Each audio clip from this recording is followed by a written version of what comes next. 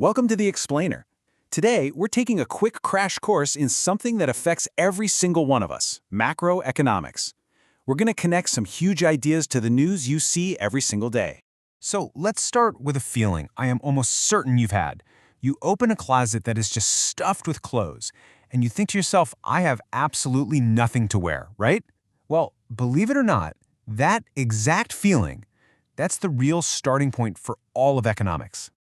So what is this feeling? Well, economists have a simple but really powerful word for it: scarcity. And honestly, this is the most important concept in the entire field. When you boil it all down, economics is just the study of how we make choices, how we as people, as businesses, as whole countries decide to deal with this one fundamental problem. Our wants are basically infinite, but the stuff in the world is, well, it's finite. And this visual just nails that core tension, doesn't it? On one side of the scale, you have our unlimited desires, and on the other, you have the limited resources to make them happen. Economists call these resources the factors of production, which is just a fancy way of saying the land, the labor, the tools, and the big ideas that put it all together. Okay, so we've got this core problem: scarcity. The next question is, how do economists even begin to study it? Well, they start by looking at it through two very different lenses. To make sense of everything, the study of economics is basically split into two big fields. You can think of it like having a camera with two different zoom lenses.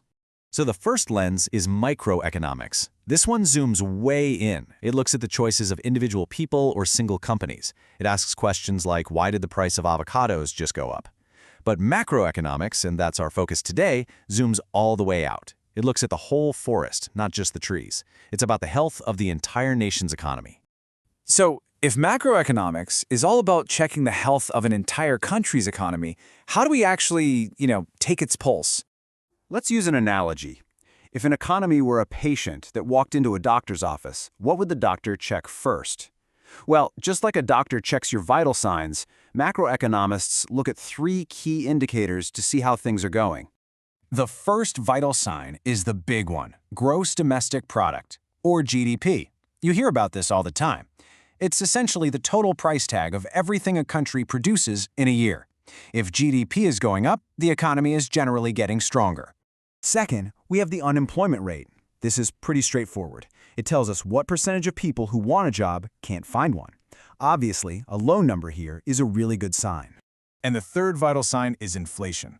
Now, this is the one you really feel at the grocery store or the gas pump.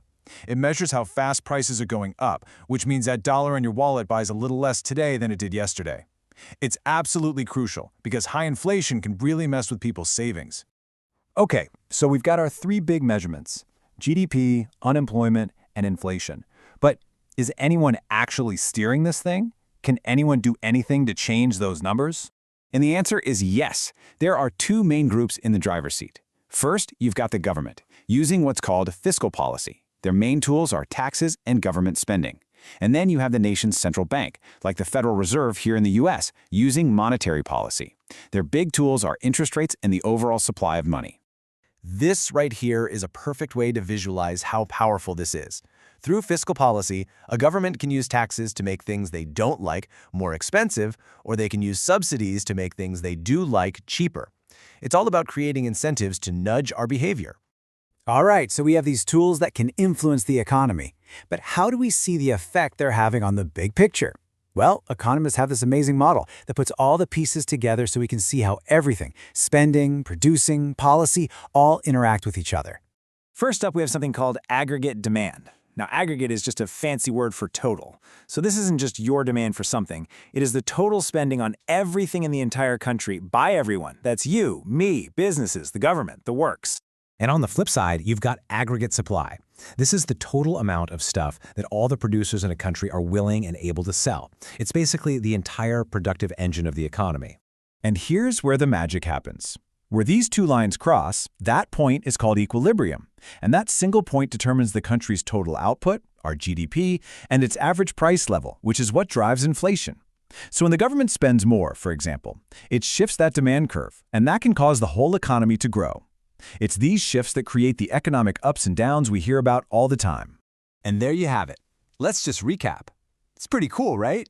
We went from that feeling of having nothing to wear all the way to a model of the entire economy. It all begins with scarcity. Macroeconomics gives us that big picture view, and we measure its health with GDP, unemployment, and inflation. And the main tools to manage it are fiscal and monetary policy, all tied together by that ADAS model. So this isn't just theory for a textbook. The next time you see a headline about the central bank raising interest rates or the government debating a new spending plan, you now have the framework to understand why. You can see the story they're telling about our economy. The only question left is, what will you see now?